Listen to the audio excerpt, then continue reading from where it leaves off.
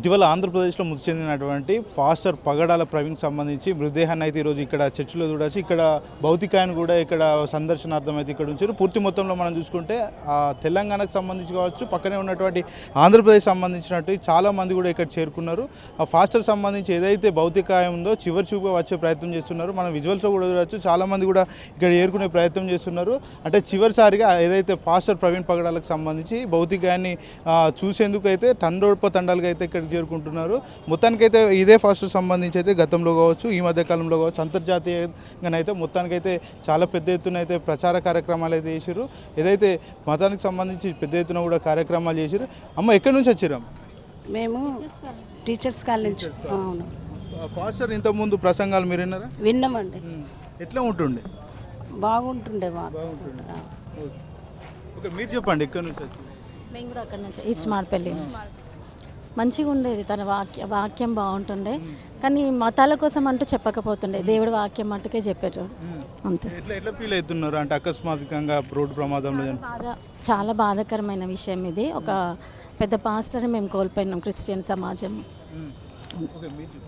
అంటే ఒక అవేర్నెస్ ఇచ్చే పాస్టర్స్ అంటే ఇది ఏమంటారు, ఇప్పుడున్న సమాజానికి ఈయన చాలా బాధాకరమైన విషయం మాట. అంటే కోల్పోవడము క్రిస్టియన్కే ఒక తీరని లోటు మాట.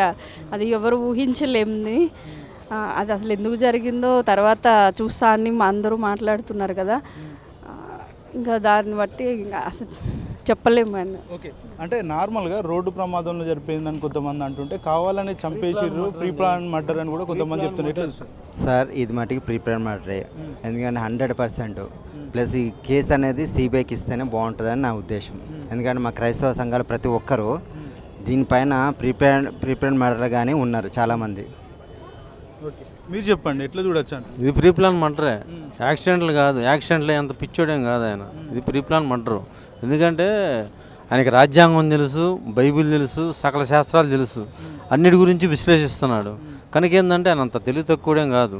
కనుక ఏంటంటే ప్రీ ప్లాన్గా మర్డర్ చేసిందే కానీ డైరెక్ట్గా హత్యంగా ఇది యాక్సిడెంట్లు కాదు.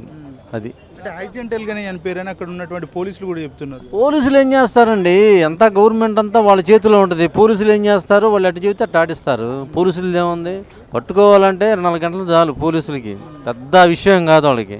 కానీ ఏంటంటే గవర్నమెంట్ ఒక రూల్ ప్రకారం ఇదంతా పరిస్థితి ఆధారపడింది, అంతే తప్ప ఏం లేదు. అంటే పాస్టర్ని చంపేసే అవసరం ఎవరికి ఉంటుంది? పాస్టర్ అంటే ఈయన పాస్టర్ కాదండి, ఒక వక్త, ఒక ప్రీచర్, ఒక జ్ఞానం గల వ్యక్తి. ఇతను ఏంటంటే మొత్తం చరిత్రను తిరగరాస్తున్నాడు అంతా. హైజెనిక్ పర్సన్ ఇతను. కనుక ఏంటంటే ఇతని వల్ల చాలా ఇబ్బందులు ఉన్నాయి. ఎవరెవరికి? క్రిస్టియన్ కానటువంటి ఇతర వ్యక్తులకి చాలా ఇబ్బందులు ఉన్నాయి. కనుక ఏంటంటే ఇట్లాంటి జ్ఞానుల్ని భూమి మీద ఉంచకుండా తీసేస్తున్నారు అంతే. మరణం వెనుక ఎవరున్నారు అనుకుంటున్నారు?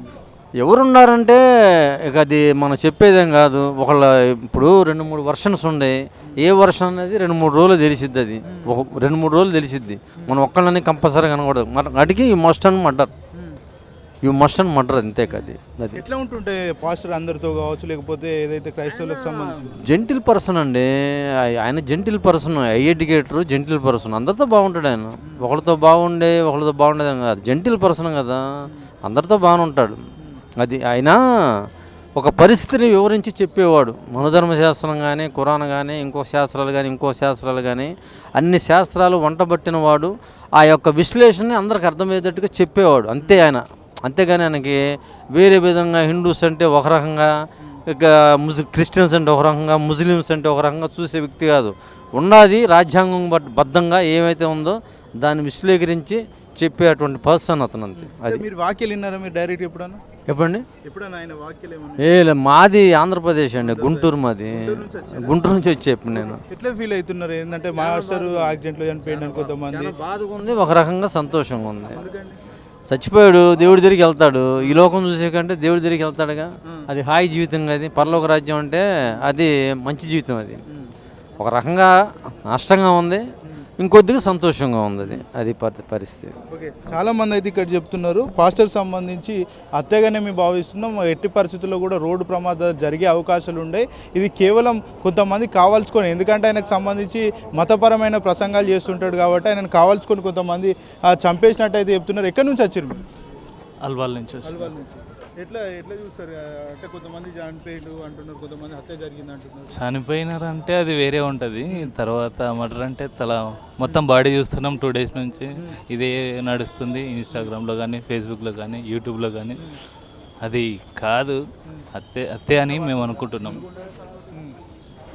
Thank you. మొత్తానికైతే చాలామంది చెప్తున్నది ఏంటంటే ఇక్కడ ఉన్నటువంటి వచ్చేటువంటి ఏదైతే క్రైస్తవులకు సంబంధించి కావచ్చు, అదేవిధంగా చాలామంది ఆయనకు ప్రవీణ్ సంబంధించి అభిమానులు కూడా పూర్తి మొత్తంలో ఇక్కడికి వచ్చి భౌతికంగా ఆయన్ని సందర్శించే ప్రయత్నం చేస్తున్నారు. మొత్తానికైతే ఫాస్టర్ పగడాల ప్రవీణ్కి సంబంధించి కూడా అక్కడ యాక్సిడెంట్ జరగలేదు, కేవలం అంటే ఆయనను కావాల్సుకుని కొంతమంది హత్య చేసినట్టే మేము భావిస్తున్నాం అన్నట్టయితే ఇక్కడ ఉన్నటువంటి చాలామంది చెప్తున్న పరిస్థితి.